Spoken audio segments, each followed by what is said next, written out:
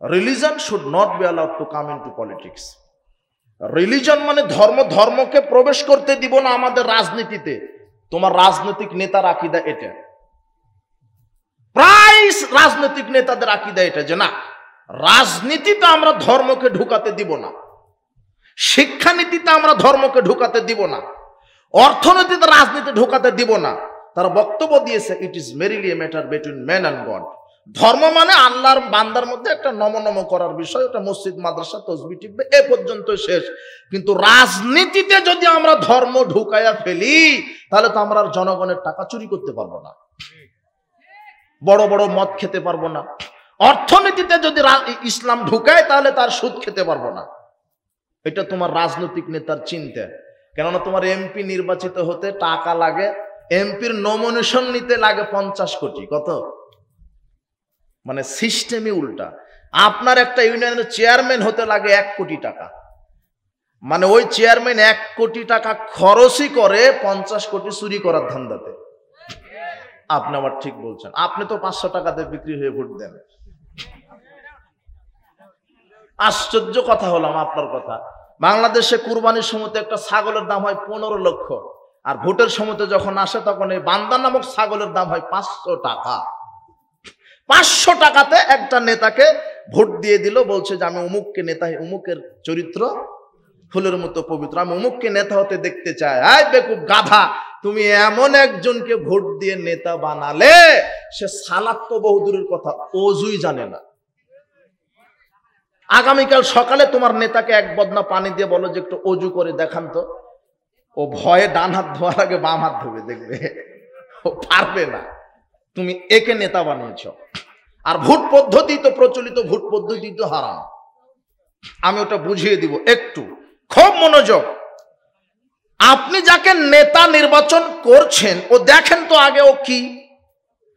আমি আকবর বিন আবেদ টাঙ্গাইল থেকে আপনার এই কি পাড়া এটা নাড়াডাঙ্গা, বিশাল মসজিদ, বিশাল 10,000 লোকের জামাত হয়।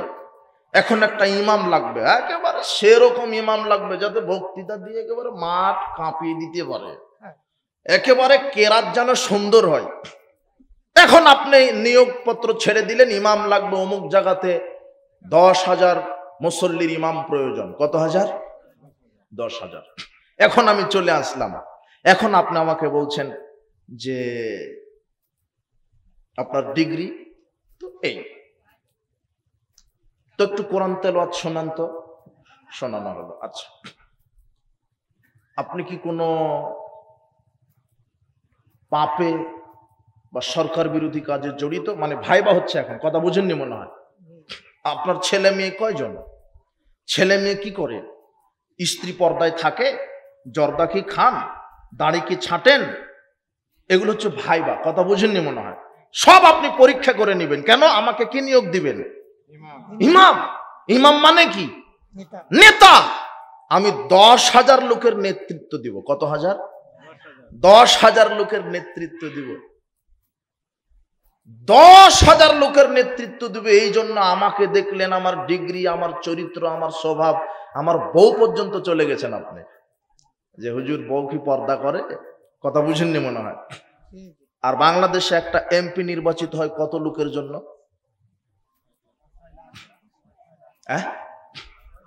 কত লাখ? আরে 4 লাখ 5 লাখ। মনে করেন 4 লাখ লোকের একটা এমপি নেতা নির্বাচন করছেন। আপনি মাত্র 10,000 লোকের নেতা নিয়োগ দিবেন। তার চরিত্র দেখেন, তার ডিগ্রি দেখেন, ও গাঁজা খায় কিনা, ইয়াবা খায় কিনা, লুচ্চা কিনা, বদমাস কিনা, বউ পর্দায় থাকে কিনা। কিন্তু আপনি এত বড় গাধার ছাগলের ছাগল, আপনি 4 লক্ষ লোকের জন্য একটা ইমাম নির্বাচন করছেন। এই ইমামের দাড়ি আছে কিনা, বউ পর্দায় থাকে কিনা, 5 ওয়াক্ত সালাত আদায় করে কিনা, কোরআন জানে কিনা, হাদিস জানে কিনা, লুচ্চামি করে কিনা, বদমাশি করে কিনা আপনি তদন্ত করেন না, তাহলে এই জাতি কিভাবে ইসলামী রাষ্ট্রে পরিণত হতে পারে? কিভাবে হবে? আপনি এমপি করেছেন লুচ্চাকে, তাই লুচ্চামি কায়েম থাকবে। আপনি এমপি করেছেন গাঁজাখুরকে, গাঁজাই কায়েম থাকবে। আপনি এমপি করেছেন বেনামাজিকে, ওই বেনামাজি কায়েম থাকবে। বিশ্বাস করেন। আপনি ঠিক বললেও ঠিক, ওটা না বললেও ঠিক। কথা বুঝেছেন কি? আপনি কাকে নির্বাচিত করছেন?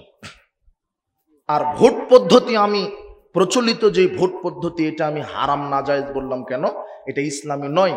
ইসলাম নেতা নির্বাচন হবে সিলেকশন, আর গণতান্ত্রিক নেতা নির্বাচন হয় ইলেকশন। মানে এই ভোট পদ্ধতি, মানে ভোট যে বেশি পাবে সেই নেতা হবে। এই খুঁটিটা হলো মদিনা বিশ্ববিদ্যালয় থেকে ফারেক, খুব পণ্ডিত মানুষ, কোরআন হাদিস জানা মানুষ। এই খুঁটিটা এ হলো এমপি পদপ্রার্থী। আর এই খুঁটিটা হলো আপনার হিরো আলম। এটা কি? এটা হিরো আলম, এও এমপি পদপ্রার্থী। এখন এই মাদানী সাহেব ভোট পেয়েছে 99 জন আলেম মানুষের। এই যে সভাপতি সাহেবের মতো আলেম মানুষ এই এমপিকে কয়জন আলেম ভোট দিয়েছে? আর এই হিরো আলমকে ভোট দিয়েছে 100 জন গাঁজাখোর, ইয়াবাখোর, সিনেমাখোর, নাটকখোর, লুচ্চা যারা, এরা 100 জন ভোট দিয়েছে। বলতো ভোট পদ্ধতিতে গণতন্ত্রে এমপিকে এতদিন সংসদে এরাই বসেছিল। কথা বুঝেননি মনে হয়। এই জন্য ভোট পদ্ধতি হারাম। তোমার হুজুর যতই ক্যানভাস করুক তবুও হারাম। তোমার দাড়ি টুপি হুজুর যতই মন্ড হয়ে গিয়ে যাক ভোটের লোভে, তবুও হারাম। গণতন্ত্র শিরক, গণতন্ত্র হারাম, গণতন্ত্র শিরক। আর একটা ইহুদি খ্রিস্টানের বিধান, আল্লাহর বিধান ইসলাম। ইসলাম আর গণতন্ত্রের মধ্যে পার্থক্য কি? ইসলাম হলো আল্লাহ প্রদত্ত, গণতন্ত্র হলো মানব রচিত। ইসলামে আল্লাহর আইন চূড়ান্ত, গণতন্ত্র মানুষের আইন চূড়ান্ত। ইসলামে আল্লাহর আইন অপরিবর্তনশীল, গণতন্ত্র মানুষের আইন পরিবর্তনশীল। গণতন্ত্র অধিকাংশের রায় চূড়ান্ত, ইসলামে আল্লাহর ওহির বিধান চূড়ান্ত। আরে গণতন্ত্রে সংখ্যাগরিষ্ঠতার দোহাই দিয়ে চলে, আর ইসলাম আল্লাহর ওহির বিধানে চলে। গণতন্ত্রে সকল ক্ষমতার উৎস জনগণ, আর ইসলামের সকল ক্ষমতার উৎস আল্লাহ। গণতন্ত্রে নারী নেতৃত্ব জায়েজ, আর ইসলামের নারী নেতৃত্ব হারাম। এই যুবক, এই শোনো, তোমার দাড়ি টুপিওয়ালা হুজুর এটা মেনে নিয়েই নেমেছে যে 30% নারী নেতৃত্ব মেনে নিলে রাজনীতি করতে পারবে, না হলে পারবে না। তোমার হুজুর এটা মেনে নিয়েছে, অথচ মুহাম্মদ সাল্লাল্লাহু আলাইহি ওয়াসাল্লাম বলছেন লা ইফলিহু কওমুন ওয়ালা আমরুহুম ইমরাতান, ওই জাতি কখনোই সফল হবে না যেই জাতির একটা নেত্রী হবে মহিলা। একজন নেতা যদি মহিলা হয়, ওই দেশে শাস্তি, গজব, অভিশাপ নাজিল হয়। সে জায়গাতে নারী নেতৃত্ব হালাল হয় কি করে? নারী নেতৃত্ব হারাম। কথা বুঝেননি মনে হয়। তোমার হুজুর ক্যানভাস করছে, সামনে দানা কাটা পরি একই টেবিলে বসে আছে। ডাক্তারখানাতে নারী, অফিস আদালতে নারী, বিমানওয়ালা নারী, সব মেনে নিয়ে তোমাকে রাজনীতি করতে হচ্ছে। অফিস আদালতে, কোর্ট কাচারিতে, শিক্ষাঙ্গনে দুর্নীতি, চিটারবাটপাড়ি, সুদ, ঘুষ, জেনা বা বিচার, জিনা। জাহেলিয়াতের সাথে সমঝোতা করে ইসলাম প্রতিষ্ঠা হবে না কিয়ামত পর্যন্ত। ইসলামের একটা নিজস্ব ক্ষমতা। ইসলাম এসেছে আল্লাহর পক্ষ থেকে। ইসলাম অন্য কোনো মানুষের মতবাদের মুখাপেক্ষী নয়। ইসলাম আল্লাহ প্রদত্ত। ইসলাম প্রতিষ্ঠা করতে গিয়ে আমাকে ইহুদি খ্রিস্টানের কোনো মতবাদ ধার নিতে হবে না। ইসলাম কারো মুখাপেক্ষী নয়, বরং সারা পৃথিবীর মানুষ ইসলামের মুখাপেক্ষী। ইসলামকে মেনে নিয়ে আমাকে অর্থনীতি, ইসলামকে মেনে নিয়ে রাজনীতি। যদি তোমার নেতা বলে যে না, আমরা শুধু সালাত, সিয়াম, হজ, যাকাত ইসলামের নীতিতে মানব, আর অর্থনীতি, সমাজনীতি, শিক্ষানীতি, রাজনীতি আমাদের নীতিতে মানব, তখন আল্লাহ বক্তব্য দিচ্ছেন সূরা নিসার 151 আয়াতে, ইয়াকুলুনা নুমিনু বিবাদি ওয়া নাকফুরু বিবাদ। যারা বলে আমরা ইসলামকে শুধু মসজিদ মাদ্রাসায় মানব, আর অর্থনীতি, সমাজনীতিতে মানব না, রাজনীতিতে আমরা ইসলাম মানব না, উলাইকা হুমুল কাফিরুনা হাক্কা, এরা হলো অরিজিনাল কাফের। বুঝেননি মনে হয় আমার কথা। এই কোরআন মাজিদের আয়াত 1500 বছর ধরে আছে, কেউ অনুবাদ করে না। তোমার হুজুরি করবে না, করলেই ধরা খেয়ে যাবে, বিপদ। হুজুর মুখে বলে এক, কর্ম করে আর। ওটা প্রথমের হাদিসটা স্মরণ নাই? হুজুরের জিহ্বা কাটা হবে কাঁচি দিয়ে। তোমার হুজুর রাতারাতি ইসলাম ওইভাবে কায়েম হবে না।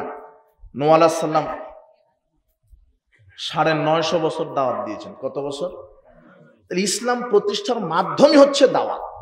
যখন আকীদা আমল সংস্কার হয়ে যাবে, যখন মানুষ ডোর টু ডোর আলেম ওলামা এইভাবে দাওয়াত দিবে, দিন রাত 24 ঘন্টা খেয়ে না খেয়ে। আরে সাহাবীগণ দাওয়াত দিয়েছেন গাছের ছাল বাকলা খেয়ে, সাহাবীরা দাওয়াত দিয়েছেন খেজুর খাওয়ার পরে আটি চাবিয়ে খেয়ে দাওয়াত দিয়েছেন। আর তোমার হুজুর মারিয়াম খেজুর খাওয়ার পরে চিন্তা করে যে আজোয়া খেজুর হলে ভালো হতো। এই হুজুর দিয়ে ধর্ম প্রতিষ্ঠা হবে না। সাহাবীগণের মতো ত্যাগী হতে হবে, সাহাবীগণের মতো ত্যাগী হতে হবে। বলছিলাম উপস্থিত বৈঠকের মুসলিম দিনী ভাই বোন, যে আমাকে সার্বিক জীবনে ইসলাম মেনে নিতে হবে, সার্বিক জীবনে ইসলাম, না হলে বাঁচার কোনো পথ নেই, বাঁচার কোনো পথ নেই। যার অর্ধেক মানে ইসলামী নীতিতে আর অর্ধেক মানে মানুষের তৈরি করা নীতিতে, এরা হলো অরিজিনাল কাফের। এরা কি কাফের? অরিজিনাল কাফের। সাবধান। এখন সংক্ষেপে আপনাদের সাথে প্রথমে যে বিষয়টা বলেছিলাম, যে ইসলামী বা আদর্শ পরিবার গঠনে করণীয় কি।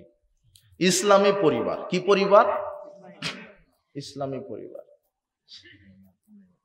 আচ্ছা আচ্ছা, ইসলামী পরিবার,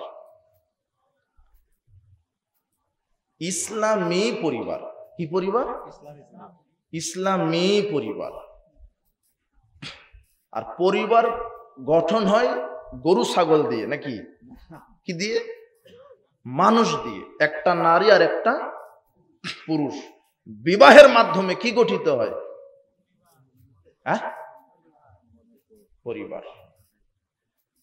তো যেহেতু নারী আর পুরুষের বিবাহের মাধ্যমে পরিবার গঠিত হচ্ছে, তাহলে পরিবার কি ইসলামী হতে হবে না নারী পুরুষ কি ইসলামী হতে হবে? নারী পুরুষ যুবক যুবতী যদি ইসলামী হয়, তাহলে পরিবারটা কি হবে? ইসলাম। এই জন্য নবী করিম সাল্লাল্লাহু আলাইহি ওয়াসাল্লাম বলছেন যে, এইদিকে সব মনোযোগ আছেন তো? আচ্ছা, বাসার ভাই আসবে, আপনারা বক্তব্য শুনবেন ইনশাআল্লাহ। আমি 5-7-10 মিনিট।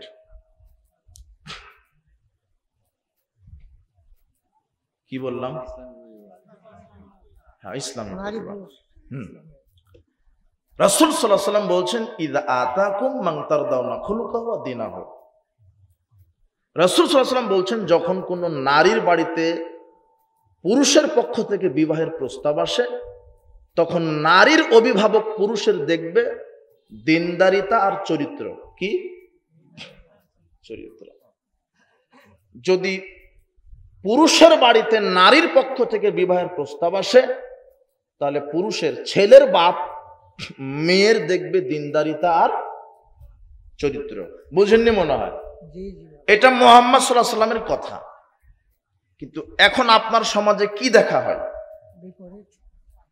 মুহাম্মদ সাল্লাল্লাহু আলাইহি ওয়াসাল্লাম বলছেন, যদি নারী পুরুষ উভয় উভয়কে প্রস্তাব দেয়, তাহলে উভয় উভয় দেখবে দিনদারিতা আর আখলাক। দিনদারিতা আর কি? আখলাক। আর এখন আপনি কি দেখেন? এখন দেখেন যে ডিগ্রি কত বড়, বেতন পায় কত, গাঁজা যত খায় খাক, কোনো সমস্যা নাই। ডিগ্রি কত, বেতন কত। এই ছেলেটা হেফজখানায় চাকরি করে, বেতন পায় 15,000। আর এ হলো ব্যাংকে চাকরি করে, বেতন পায় 80,000। মেয়ে হলো হাজী সাহেবের। কার মেয়ে? হাজী সাহেবের। খুব পরেজগার, তাহাজ্জুদ পড়ে।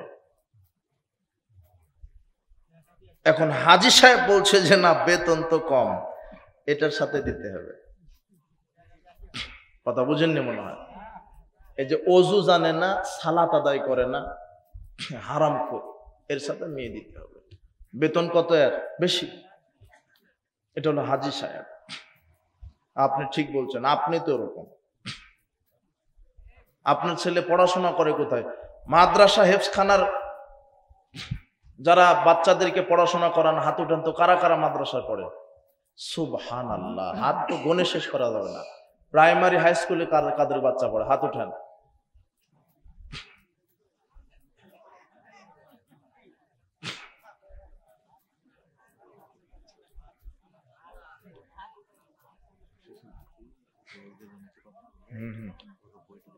হ্যাঁ ঠিক আছে, এটা আমার মাথায় আছে। আচ্ছা, লজ্জায় হাত উঠালো না, তাই না? প্রাইমারিতে গানের টিচার নিয়োগ দিবে, বুঝেছেন? এখন দেখেন হুজুর কেমন আর অভিভাবক কেমন। অভিভাবক বলছে, মৌলানা সাহেব আমার মেয়েটা এবারে প্রাইমারিতে পড়ে নৃত্যকলা একাডেমিতে চান্স পেয়েছে, একটু দোয়া করবেন। তখন হুজুর বলছে আলহামদুলিল্লাহ। আর মেয়ের বাপ ওই প্রাইমারি হোক আর হাই স্কুল ইন্টারমিডিয়েট হোক, কলেজে সাংস্কৃতিক অনুষ্ঠান হয়, তখন কলেজের এই যে ডানা কাটা পড়ি সুন্দরী নারীরা, কলেজ স্টুডেন্ট ছাত্র ছাত্রীরা মঞ্চে নাচানাচি করছে, আর মঞ্চের চতুর্দিকে চেয়ার নিয়ে বসে আছে ভিআইপি পার্সন, প্রিন্সিপাল, সাধারণ শিক্ষক, সভাপতি, সেক্রেটারি, গানবাজ, নেতাও এসেছে, অমুক নেতা, তোমার দাড়ি টুপি ও নেতাও ঢুকে গেছে ভোটের লোভে, কি করবে এখন? ও ঢুকে গেছে, ও বসে আছে, এখন নাচছে খুব, মেয়েটা সুন্দর নাচছে। তো মেয়ের বাপ বলছে প্রিন্সিপাল সাহেবকে, স্যার ওই যে লম্বা ফারসা, ওই যে খুব মাজা দলাচ্ছে, ওই যে লম্বা ফারসাটা, ওটাই আমার মেয়ে, একটু দোয়া করবেন যাতে বেশ্যাগিরি ভালো করে করতে পারে। ওটা হলো আপনি, ওটা হলো আপনি। আপনার মেয়েটা চলে গেছে শিক্ষা সফরে মালাকুল মউতের সাথে, মানে বলছে আপু কোনো চিন্তা করেন না, আমার সাথে বয়ফ্রেন্ড আছে। আর মেয়েকে শিক্ষা জাফলং পাঠিয়ে পিতা তাহাজ্জুদে বলছে, আল্লাহ আমার মেয়েটাকে সহি সালামতে ফিরিয়ে দিও। তো এমন সহি সালামত বিয়ে দেওয়ার 1 সপ্তাহ পরে খবর এলো যে পেটে 4 মাসের বাচ্চা। এটা হলো সহি সালামত। এই যুবক শোনো, তোমার বোন শিক্ষা সফরে যাওয়া তো বহু দূরের কথা, হজ করতে যেতে পারে না মাহরাম ছাড়া। কোথায়? মাহরাম ছাড়া হজে যেতে পারে না। মাহরাম মানে তার ভাই, তার ছেলে, তার শ্বশুর, এরা হলো মাহরাম। তার ভাই, তার আপন ভাই, তার শ্বশুর, তার পেটের ছেলে, তার স্বামী ছাড়া কোথায় যেতে পারে না? সবচেয়ে ধনী মানুষ পৃথিবীর মধ্যে, সবচেয়ে কি মানুষ?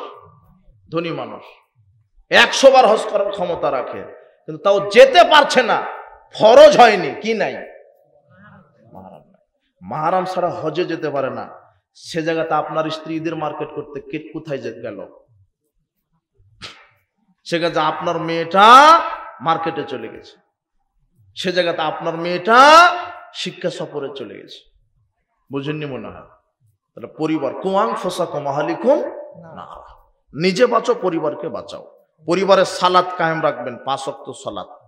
ওই পরিবার ইসলামী পরিবার যেই পরিবারে 5 ওয়াক্ত সালাত আছে। কি আছে? যে ব্যক্তি 5 ওয়াক্ত সালাত আদায় করে সে মুসলিম, যে করে না সে কাফের। যে 5 ওয়াক্ত সালাত আদায় করে না, শুধু জুমার দিনে করে, এ হলো মুশরিক। যে 5 ওয়াক্ত সালাত আদায় করে না, শুধু রমাদানে করে, এ হলো মুশরিক। এ মারা গেলে এর জানাজা হবে না, এর কাফন হবে না, এর দাফন হবে না। আর বেনামাজির সাথে মেয়ে বিবাহ দেওয়া হারাম। আর বেনামাজি বাপের সম্পদের ওয়ারিশ হবে না। কেন? মুসলিম কাফের ব্যক্তির ওয়ারিশ হয় না, কাফের মুসলিম ব্যক্তির কি হয় না? ওয়ারিশ হয় না। আমার এই বক্তব্য বুঝবেন সেই দিন যেদিন বাংলাদেশে 100 জনের মধ্যে 98 জন লোক সালাত আদায় করবে, সেদিন বুঝতে পারবেন। কিন্তু এখন বুঝতেই পারবেন না, কি বললো হুজুর, কেননা এখন 100 জনের মধ্যে 2 জনই পড়ে, আর 98 জনই পড়ে না। সাবধান, যেই পরিবারে 5 ওয়াক্ত সালাত নেই সেটা ইসলামী নয়। 2, পরিবারে পর্দার বিধান কায়েম রাখবেন, তাহলে ইসলামী পরিবার। 3, পরিবারে কোরআন তেলাওয়াত কায়েম রাখবেন, ঘুমানোর পূর্বে, ফজরের সালাতের পরে। 4, পরিবারে হালাল রুজি কায়েম রাখবেন, কিন্তু পরিবারের সবাই হারামখোর। দাদা খায় জর্দা, বাপ খায় সিগারেট, বেটা খায় গাঁজা। কথা বুঝেননি মনে হয়? এগুলো হারামখোর পরিবার। বিড়ি, সিগারেট, জর্দাগুলি, ইয়াবা, ফেন্সিডিল, এগুলি মাদক, এগুলি হারাম। আশ্চর্য একটা বস্তু যেটা মানুষ ছাড়া পৃথিবীতে দ্বিতীয় কোনো প্রাণী খায় না, তার নাম সিগারেট, বিড়ি, জর্দা। না, কথা বুঝেননি মনে হয়? একমাত্র বস্তু যেটা মানুষ ছাড়া পৃথিবীর দ্বিতীয় কোনো প্রাণী খায় না, সেটা হলো বিড়ি, সিগারেট, জর্দা, গুল। এই যুবক, তুমি এখনই তোমার পকেট থেকে সিগারেটটা বাইর করে কুকুরকে দাও। কুকুর পেশাব করে দিতে রাজি আছে, তবু মুখে দিতে রাজি নয়। সেটা তুমি খাও, তোমার বাপ খায়, তোমার মাস্টার খাই, তোমার দাদা খাই। আর সমাজে যার ডিগ্রি যত বড়, তার সিগারেটের পাওয়ারও তত বড়। ভ্যান চালক সর্বোচ্চ আকিস কোম্পানির বিড়ি খায়, শেষ। ও টাকা ইনকাম কম, সিগারেট বিড়ির পাওয়ারও কম। আর যে হেডমাস্টার, হেড মৌলানা, যে প্রিন্সিপাল, ওর বেতন বেশি, ও বলছে যে আমি কি আর আকিস খেলে হবে, আমার খেতে হবে ব্যঞ্জন সুইচ, যেটা কুকুর সিগালে খায় না। পানের সাথে জর্দা খান কেন? ওটা হারাম। আবার তোমার হুজুরও খুব বিপদে, ও বলছে খাচ্ছে, আর বলছে মাকরু, মানে মাকরু বলছে মানে ও নিজে খায়, তাই হারাম বলবে না কেন? ও নিজে কি করে? খায়। তাহলে আজকে তওবা করেন। এই যুবক, আজকে তওবা করো যে আমি আর মরা পর্যন্ত বিড়ি, সিগারেট, জর্দাগুল মুখে দিব না। আর তোমাকে আর একটা সতর্ক করছি, বন্ধু নির্বাচন করবে, মুমিন ছাড়া বন্ধু নির্বাচন করবে না। লা তুসাইবিল্লা মুমিনান, এই মুমিন ছাড়া বন্ধু নির্বাচন করো না। মুহাম্মদ সাল্লাল্লাহু আলাইহি ওয়াসাল্লাম বলছেন, মুমিন ছাড়া বন্ধু নির্বাচন করো না। দুনিয়াতে যদি তুমি গাঁজাখুর, বিড়িখুর, সিগারেটখুর এদের সাথে বন্ধুত্ব করো, তাহলে এরা তো জাহান্নামে যাবে, তোমাকেও নিয়ে যাবে। আর যদি মুমিন ব্যক্তিদের সাথে চলাফেরা করো, আলেম ওলামা, পরহেজগার, সালাত, সিয়াম, হজ, যাকাত আদায় করে এমন বন্ধুদের সাথে চলাফেরা করো, যদিও তোমার কোনো পাপের কারণে জাহান্নাম ঘোষণা হয়েছে, ফেরেশতারা তোমাকে নিয়ে যাচ্ছে জাহান্নামের দিকে, তখন তোমার এই দুনিয়াতে যে মুমিন বন্ধুর সাথে একসাথে সালাত আদায় করতে, একসাথে তাফসির শুনেছো, একসাথে জালসায় গিয়েছো, একসাথে বক্তব্যের মাঠে কাজ করেছো, একসাথে রমাদানে সিয়াম রেখেছো, এই মুমিন বন্ধু আল্লাহর কাছে বলবে, আল্লাহ, ওই যে আমার বন্ধুটা, একসাথে আমরা ইসলামী প্রোগ্রাম করেছি, কোনো কারণে জাহান্নামে যাচ্ছে, তুমি ঘোষণা দিয়েছো, কিন্তু আমি তার মুমিন বন্ধু, আমার সুপারিশ কবুল করো। তখন আল্লাহ তোমার এই মুমিন বন্ধুর সুপারিশ করে তোমাকে জান্নাতে দিয়ে দিবে।